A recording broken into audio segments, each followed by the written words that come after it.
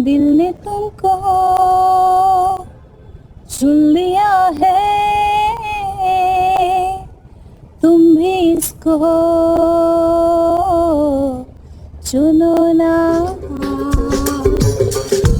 मैं आपको एक लड़की की कहानी सुनाने जा रही हूँ जो थी तो एक छोटे से कस्बे की, लेकिन उसके ख्वाब बड़े थे।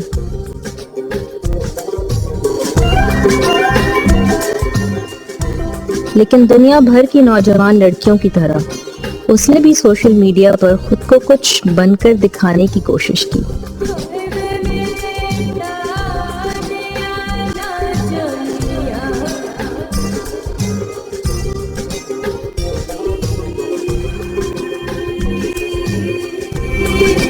वो अपने तशद्दुद करने वाले खावन से दूर भागी ताकि एक बहुत बड़ी ऑनलाइन मीडिया स्टार बनकर शानदार सी जिंदगी गुजार सके। उसने अपने आप को गर्ल पावर कहा और इसी बुनियाद पर उसे पसंद भी किया गया और उससे नफरत भी की गई और वो मर्दाना तशद्दुद की एक और सूरत की भेंट चढ़ गई। उसके अपने भाई ने उसका गला दबाकर उसको हलाक किया और फिर उसका एतराफ़ भी किया। ये एक नाम नहाद गैरत के नाम पर होने वाला कत्ल था, क्योंकि वो उसके तौर तरीकों से शर्म महसूस करता था और उसी बुनियाद पर उसने उसे जान से मार डाला। The only option you have is to just accept your fate and just die trying. मेरी तरह पाकिस्तान भर में ख़वातीन ने उसकी मौत का दर्द महसूस किया।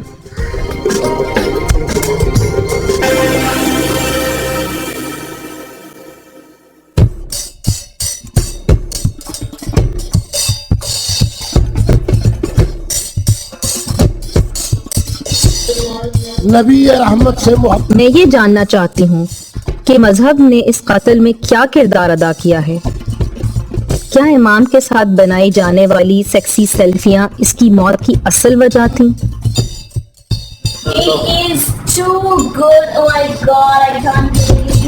जिस वक्त की सेल्फियां ली गईं, उस वक्त तक कंदील बलोच पाकिस्तान की सबसे बड़ी सोशल मीडिया स्टार बन चुकी थीं। उनकी सेक्सी ऑनलाइन पोस्ट को लाखों हिट्स मिलती थीं और वो अक्सर टीवी पर भी नजर आती थीं। अस्सलाम वालेकुम मुफ्ती साहब। वालेकुम अस्सलाम, क्या हाल है मोहतरमा? ये पहला मौका है कि कंदील बलोच और मुल्तान से ताल्लुक रखने वाली मजहबी शख्सियत मुफ्ती अब्दुल कवी टीवी पर एक साथ नजर आए। मुफ्ती कवी पाकिस्तान में मारूफ शख्सियत हैं। वो कई टीवी शोज में मुख्तलिफ पाकिस्तानी मॉडल्स के साथ नजर आए हैं, जहां उन्होंने उनके साथ अखलाकियात के मौजू पर बातचीत भी की है। इस इंटरव्यू के दौरान मुफ्ती कवी ने तजवीज दी कि वो जब भी कराची आए तो उनसे मिले। इंशाल्लाह मुलाकातें होगी। जी जरूर।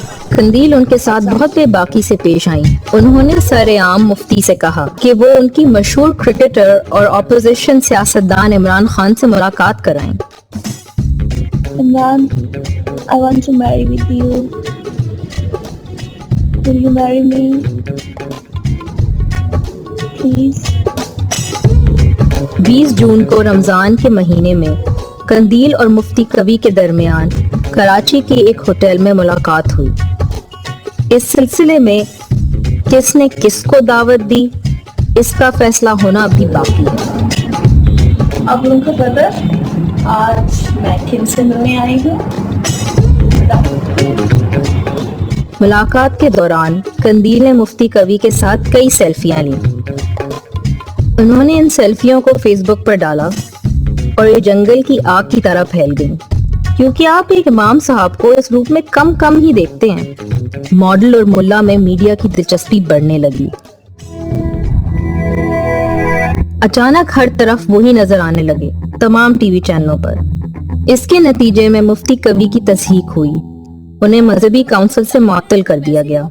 कंदील के भाई ने उसे कत्ल किया, लेकिन मुफ्ती कवी और उसकी सेल्फियों ने वाज़ेह तौर पर इसमें किरदार अदा किया। जो शख्स वसीम को लाने और ले जाने के लिए इस्तेमाल होने वाली गाड़ी चला रहा था, वो मुफ्ती कवी का रिश्तेदार था और इस बात ने मुफ्ती कवी को कंदील के कत्ल की तफ्तीश में एक नाम नेहाद पर्सन ऑफ इंटरेस्ट या मुश्तबा बना दिया।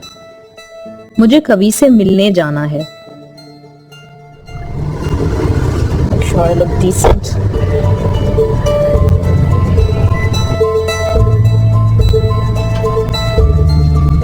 جو خاندان ہے وہ پھر بھی بار بار آپ ہی کا نام لے رہا ہے کہ آپ کی وجہ سے لوگ جو ہے قندیل کے خلاف ہو گئے اور اس کے بھائی کو بھی جو ہے جن لوگوں نے پھر ورغلایا آپ ہی کی وجہ سے ورغلایا، اس لیے جو حادثہ پیش آیا وہ پیش آیا۔ ابتدائی دنوں میں ہو سکتا ہے کہ کچھ لوگوں کے دلوں میں یہ بات آئی ہو کہ مفتی صاحب قصوروار ہیں، میرے خاندان کو جانتے ہیں، جو میرے گفتگو سے باخبر ہیں، میں نہیں سمجھتا کہ ان کے دل میں یہ بات ہے۔ یہ سب کی بات یہی تھی تقریباً کہ مفتی صاحب آپ کے ساتھ جو کچھ اس محترمہ نے کیا ہے غلط کیا ہے، اس طرح نہیں کرنا چاہیے تھا۔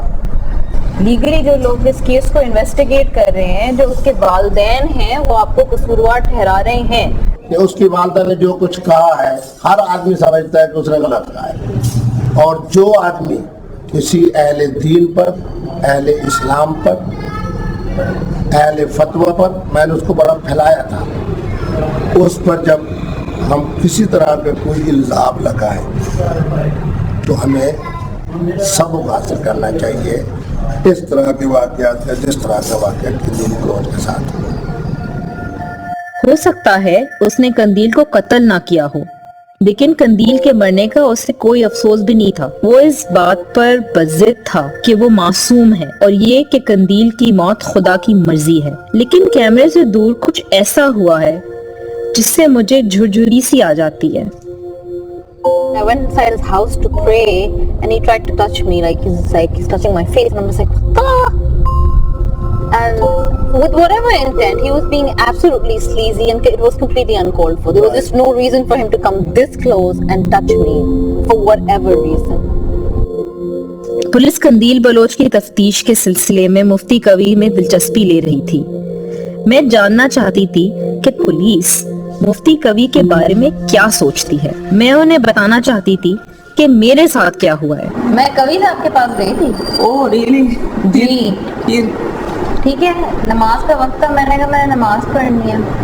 کوئی بات جب شروع بات کی تو انہوں نے کہا جی آپ کا جو نام ہے اس کا یہ فلانا ٹھمکانا مطلب جو بھی، تو میں نے کہا پوچھا، میں نے کبھی نہ آپ کچھ کہہ رہے تھے شروع میں میرے نام کا یہ مطلب، یہ جو تمہارا عطیہ جعفری ٹیلی فون ریکارڈ کی چھان بین کر رہی ہیں تاکہ اس بات کا پتہ لگایا جا سکے کہ آیا مفتی قوی قندیل کے بھائی سے واقف تھے کہ جس نے اسے قتل کیا۔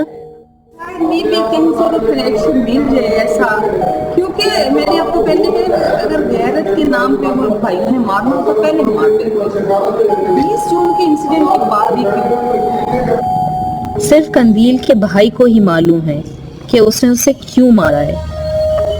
اس نے اس بات کا اعتراف لائیو ٹی وی پر اپنے بیان میں کیا۔